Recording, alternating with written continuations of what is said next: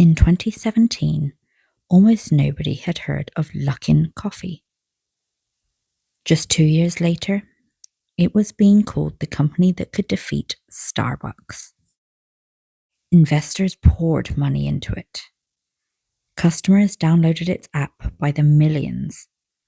Stores appeared across China at a pace that seemed almost impossible. The company became one of the fastest growing startups in modern history. But behind the scenes, something wasn't adding up. And when the truth finally came out, billions of dollars vanished almost overnight. This is the story of Luckin Coffee, the coffee company that became a global success story, then a global scandal, and somehow survived both. To understand Luckin Coffee, you first have to understand China in the late 2010s. Coffee wasn't nearly as popular there as it was in the United States or Europe. Tea still dominated the market, but China's cities were changing rapidly. Young professionals were working longer hours, Western brands were becoming more popular, and coffee consumption was growing every year. One company had already established itself as the king of premium coffee in China, Starbucks. By 2017, Starbucks had spent nearly 2 decades building thousands of locations across the country. Most people assumed its position was untouchable. Then, a woman named Jenny Keane had a different idea. What if Starbucks wasn't too strong? What if it was actually vulnerable? The founders believed Starbucks had one major weakness. It was expensive. Its stores were designed for people to sit, relax, and spend time. But what about office workers who simply wanted coffee as quickly as possible? Luckin's vision was different. No comfy sofas, no lingering, no giant cafes, just fast coffee ordered through an app. Customers would order from their phones, pick up their drinks, and move on with their day. It was essentially trying to become the Uber of coffee.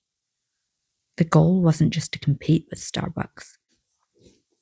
The goal was to completely change how coffee was sold, and investors loved the idea.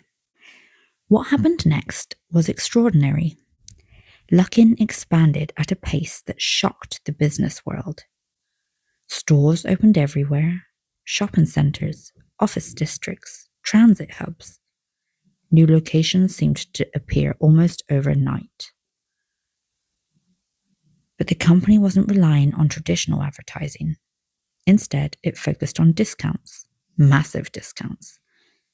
Customers could get coffee for a fraction of the normal price, sometimes almost free.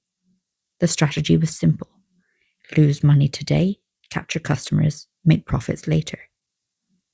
Tech companies had used similar strategies before, and investors were willing to fund it. The company raised hundreds of millions of dollars, then more, then even more.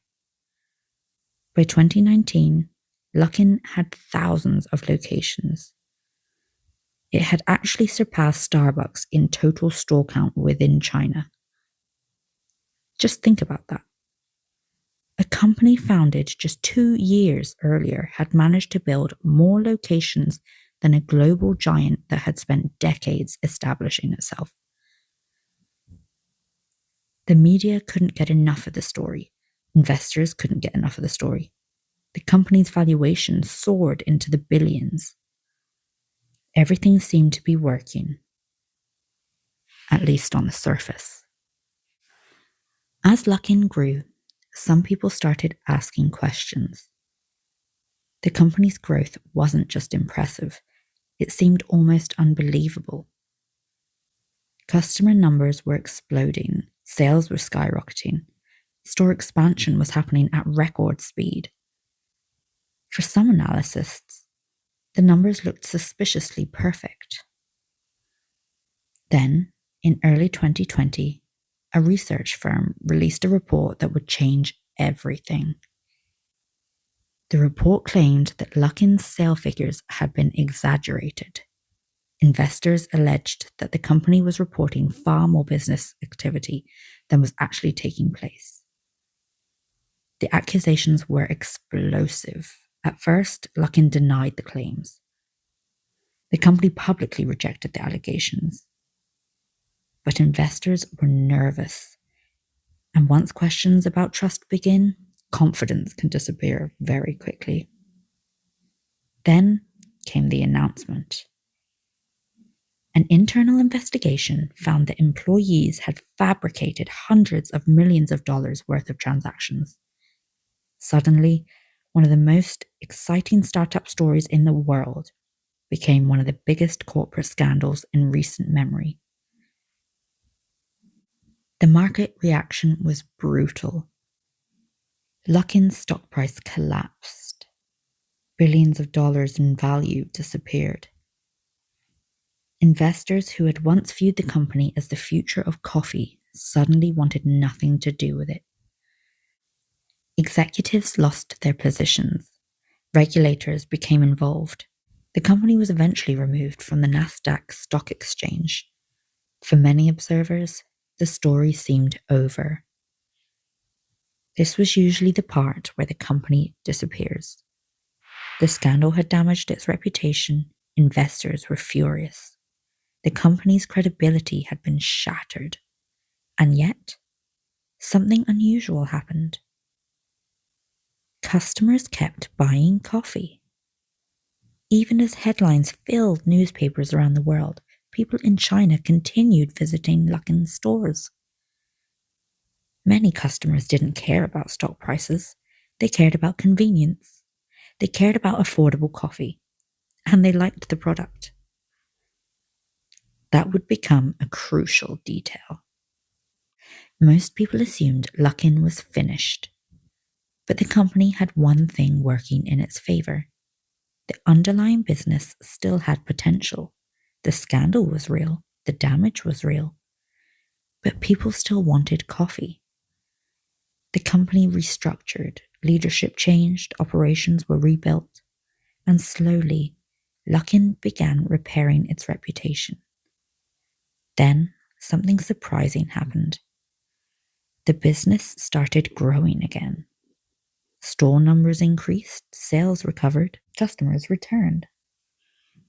By focusing on what customers actually wanted, fast, affordable coffee, the company began rebuilding itself from the ground up. Years after a scandal that many believed would destroy it forever, Luckin once again became one of China's largest coffee chains. Not because people forgot what happened, but because the company managed to convince customers that its future could be different from its past. The most fascinating thing about Luckin Coffee isn't the fraud, it's the comeback.